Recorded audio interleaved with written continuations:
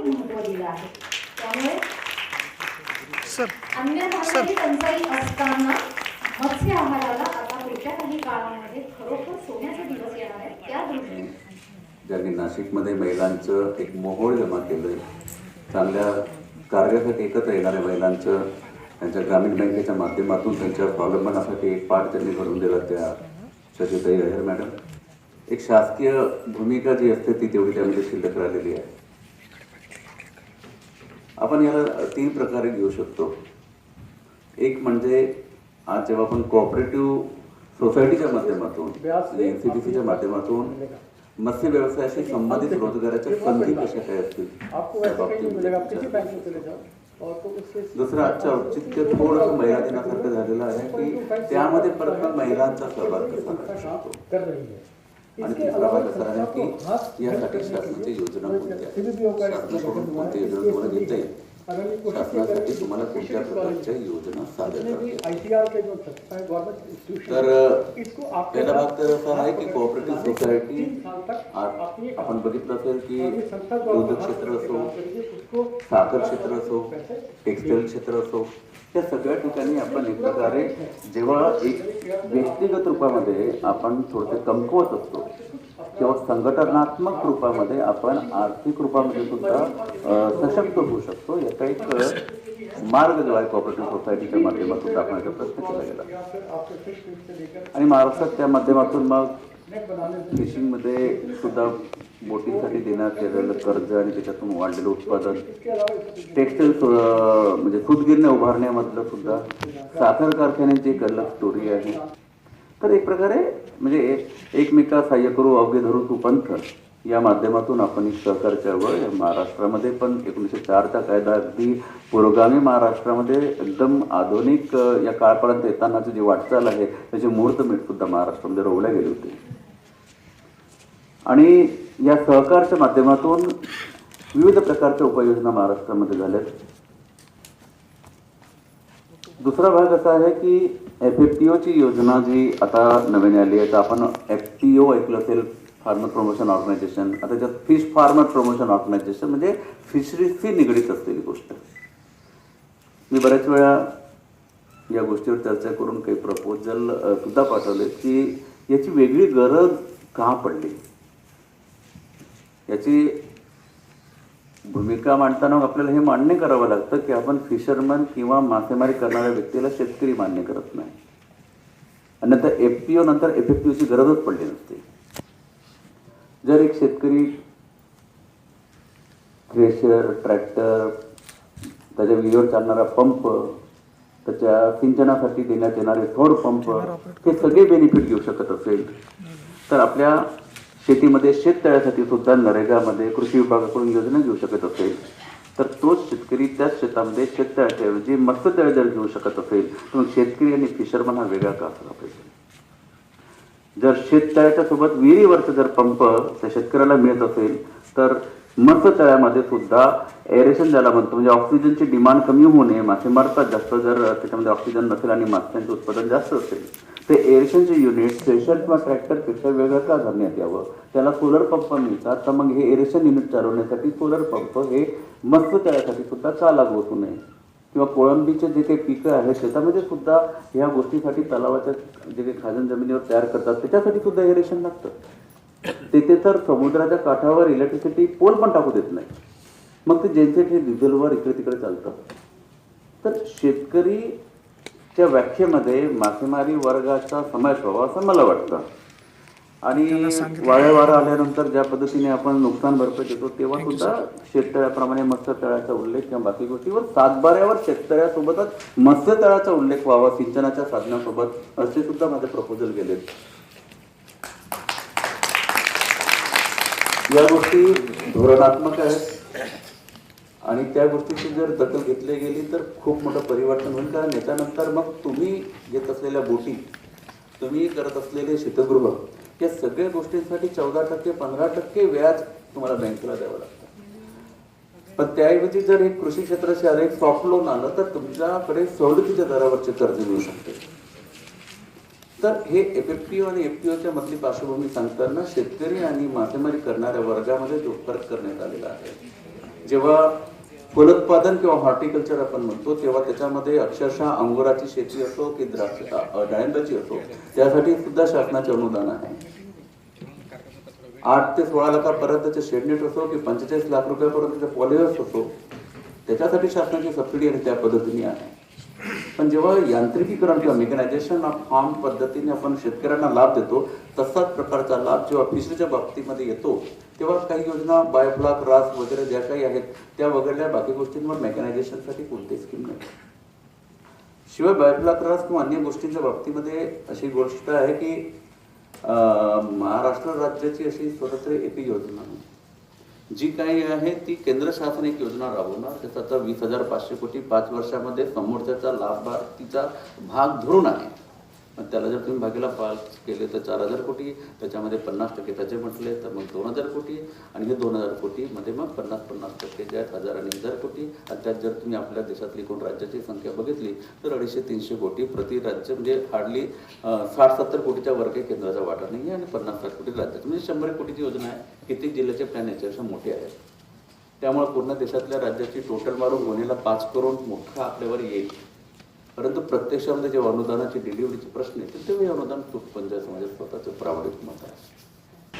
मग आपण पुढे जायचं असेल तर काय सरकार की एक छोटी सी कोशिश है हमारे माध्यम द्वारा एनसीडीसी के द्वारा जो एक प्रधानमंत्री मत्स्य संपदा योजना जो है जो 20,500 करोड़ के आसपास का ये लेआउट है पूरे भारतीय सरकार के द्वारा और ये केंद्र सरकार और जो राज्य सरकार है दोनों के कॉम्बिनेशन में ये चीज़ें जो एक आम जो सिर्फ फिशरमैन नहीं जो हमारे जो सिर्फ जो फिशरमैन से रिलेटेड नहीं इस क्षेत्र को बढ़ाना है.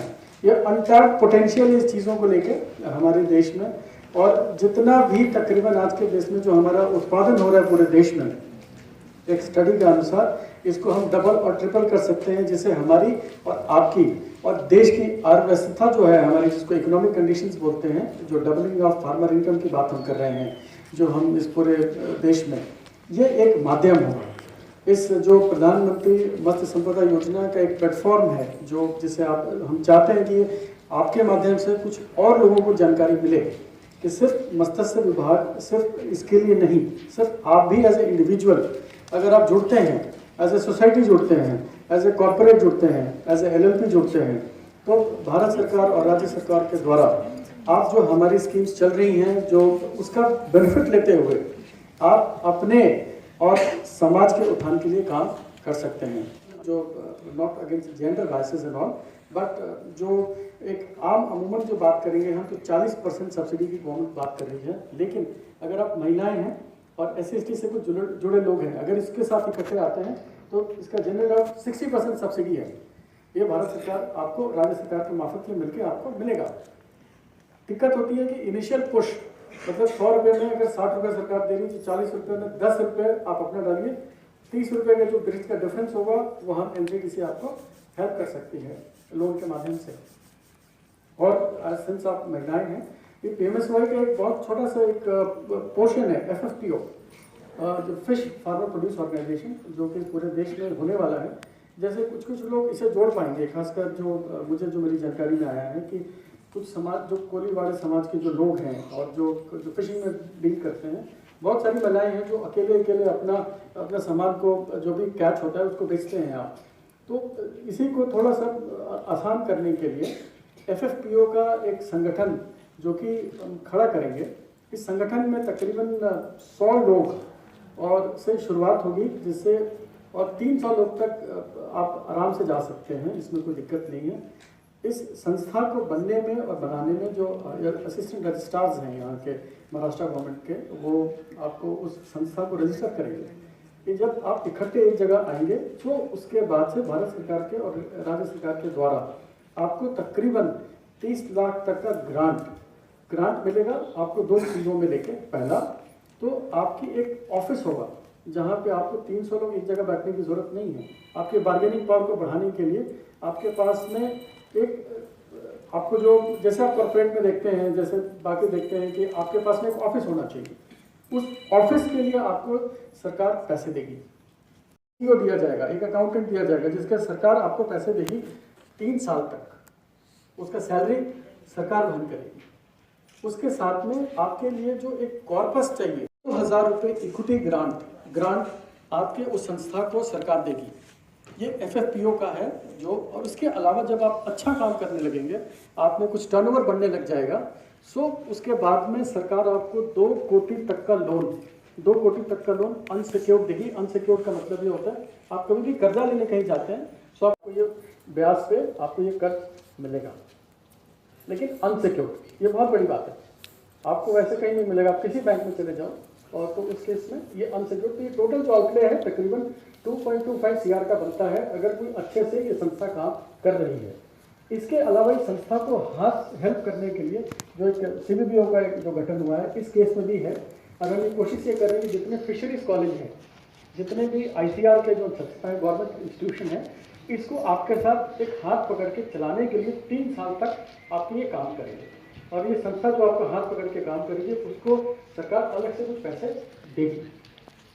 ये आपको तो ये पूरा पैकेज है जो मेरे ख्याल से आप लोगों को जानकारी होनी चाहिए, और इससे आप अपना उससे कुछ अपना काम स्टार्ट कर सकते हैं। फिशिंग को लेकर, ये फिशिंग मरीन और इनलेट दोनों के लिए है, इंफ्रास्ट्रक्चर के लिए भी है, प्लस आप कुछ भी फिशिंग से अगर इनपुट कॉस्ट या फिर आपके फिश फीड से लेकर फिश इंडस्ट्री कुछ भी कर सकते हैं आप, नेट बनाने से लेकर बेचने तक के भी, export import everything is included. तो ये इसके अलावा इसका डिटेल प्रेजेंटेशन हम करेंगे। हमारे जो जानकार जो भी आपके क्वेश्चन उपप्राचार्य म्हणून अलिबागमधून ते निवृत्त झाले आहेत, पण जवळपास गेली 35 वर्ष सहकार्यामध्ये काम जोशी सर समोर बघा प्लीज। अनेक urban societies, credit capital societies आणि ह्या सगळ्याचे ते पदाधिकारी आहेतच। त्यांचा बायोडाटा माझ्याकडे ऑफिशियल आलाय, तो खरं म्हणजे खूप मोठा आहे। पुढे जाऊ नका। अजूनही 30-40 भागातल्या आणि सर्वसामान्य महिलांना सेवा देतात। नाशिक जिल्हा महिला सहकारी बँकेच्या माध्यमातून खरोखर हजारो गृहिणींना त्यांनी आर्थिक स्वावलंबन मनीषाने माझी खूपच स्तुती केली आहे, कारण नाशिकची असल्यामुळे आणि आपल्या नाशिकच्या आहेत म्हणजे खूप सांगायला पाहिजे। मी तुमच्यासारखीच आहे, एक सामान्य हे आहे, फक्त महिलांनी पुढे यावं, महिलांनी काहीतरी करावं म्हणून सतत जी असते। जेव्हा मी महिला बँक काढली तेव्हा ह्या वेड्या आहेत आणि महिला बँक काय काढतात, आणि ते पण 10 रुपयाच्या शेअर्स फक्त घेत होतो। आणि आज वणीसारख्या गडावर आमची शाखा आहे आणि तिथल्या महिलांना आम्ही उभं केलेलं आहे, आणि आज 45,000 सभासद आहेत आणि 11 शाखा म्हणजे 10 रुपयाच्या शेअरवर आपण एवढं कोणी सांगायचं हे याच्यासाठी की तुमच्याकडून सुद्धा तीच अपेक्षा आहे, म्हणून मी हे सांगितलं। गेल्या काही वर्षांमध्ये प्रोसेसिंग ऑर्गनायझेशन म्हणजे प्रक्रिया संस्था ही संकल्पना विकसित झालेली आहे, आणि म्हणून या सहकारी संस्थांच्या माध्यमामधनं आपण हा व्यवसाय वाढवण्याचा प्रयत्न हा निश्चितपणे केला पाहिजे। महाराष्ट्राला जवळजवळ 720 किलोमीटरची समुद्र किनारपट्टी उपलब्ध आहे। या व्यतिरिक्त आपल्याकडे विदर्भ, मराठवाडा या भागामध्ये इनलँड फिशिंगही मोठ्या प्रमाणावरती होतं, पण ऑफकोर्स किनारपट्टीवर चालणारा मच्छीमारीचा व्यवसाय हा जास्त असतो।